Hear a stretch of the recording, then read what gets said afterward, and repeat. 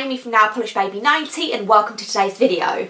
Today I'm here with a swatch and review of the Zoya Summer collection, which is called Barefoot, and that is obviously a little selection of what we're going to be talking about today. So this released the first week of May, I want to say. I broke a nail, so I was out of swatching maybe, oh, I don't know where I just went then. I was out of swatching for about a week, so this is taking me a little bit longer to review than I really would like to, but we're here with them. There's 12 polishes. I normally do them in like the order that Zoya sends them to me, so we're going to work our way across from lightest to darkest and then on to the brights. So let's get going. I'm just going to preface this that I am doing some slightly different editing with these videos, so I hope that's okay for you guys. I'm just kind of testing out some new ideas, so if this editing and swatching style is slightly different, that's why.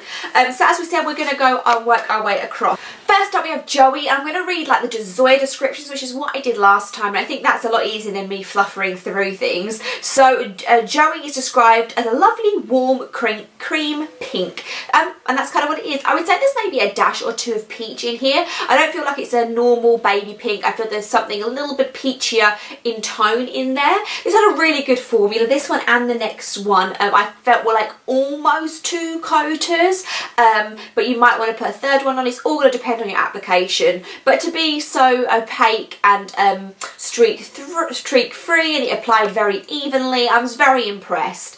So like I say, that first one there was Joey, and that one is 2 or 3. We then have Tessa, and Tessa is described as a soft peach toned salmon with a warm gold and coral micro shimmer running throughout. The shimmer in here is very apparent on the nail and in the bottle, which makes me so happy. I hate it when they have these beautiful like flecks and shimmers in them and then nothing's on the nail. This is really good. What you see in the bottle is what you get on the nail, and similar to Joey, it can get opaque in 2 coats if you just play your cards right and you're very lucky. So another good one to start us off with, that was 2 coats of Tessa. We then have Keira. This is Keira with 1 R. Zoya do have another polish called Keira with 2 R's. So if you're thinking I've already heard of Keira, or I've got a Keira with 1 R, they've already done a Keira with 2 R's. So this is described as a medium, and I'm now being joined with a cat. I have no children in with me today, so instead, oh, she can let me pick her up, I have cat friend. So like I say, Keira can be described as a medium sandy taupe with a copper shimmer running throughout. Now this one is not my cup of tea, I'm going to be honest. I'm not super into like the beigey muted colours. The shimmer is very much there like they said.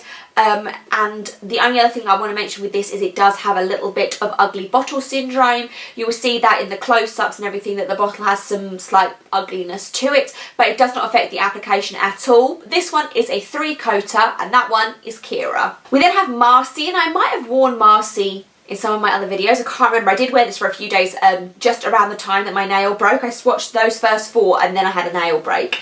So Marcy is described as a shimmering bright hot coral. Hit the nail on the head. I absolutely loved the shimmer in this so much. I just thought it made it so vibrant and stood out so well. I loved it, and it's a nice 2 coater, so a really good hit for me. I really love that one a lot. That one there, Marcy. On to Liza. Liza is our first cream, or our second cream in the collection so far, and Liza is described as a rich cardinal red cream.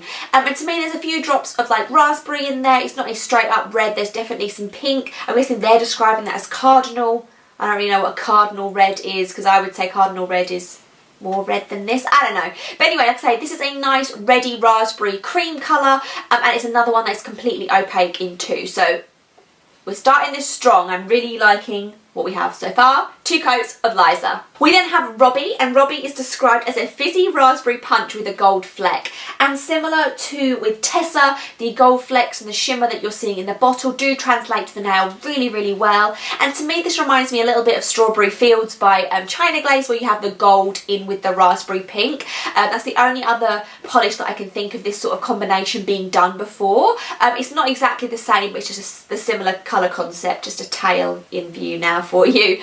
So this is another one, 2 coats, ticking all the boxes. That one was Robbie. We move from the neutrals and the red half on to the brighter half of the collection. And I think when you order them, you can order them in either just this, like I think they do deals for just like half the collection if you want like the red half that I've shown you or this half. So we move on to a Pink, and what type of pink are we going to have? This one is Dacey. I'm going to go for, because there's no R in it, so I'm going to go for Dacey. This is described as a classic hot pink. There you go, and that's exactly what I said. This is the most dupable colour. I can think off the top of my head that Zoya has some other similar colours to this. So I would say out of the collection that this is the least unique. If you don't have any other colours in this colour, it's a good 2-coat of formula cream.